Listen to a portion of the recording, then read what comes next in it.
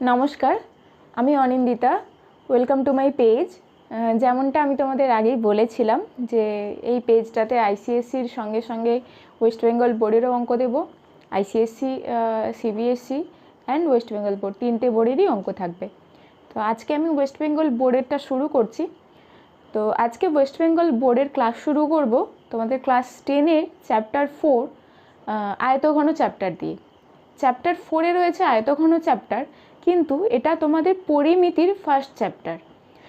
তোমরা তো জানোই তোমাদের কটা ভাগ রয়েছে বলো তো, বীজগণিত, পাটিগণিত, পরিমিতি, ত্রিকোণমিতি, আর একটা রয়েছে নতুন রাশিবিজ্ঞান, জ্যামিতি তো আছেই সঙ্গে।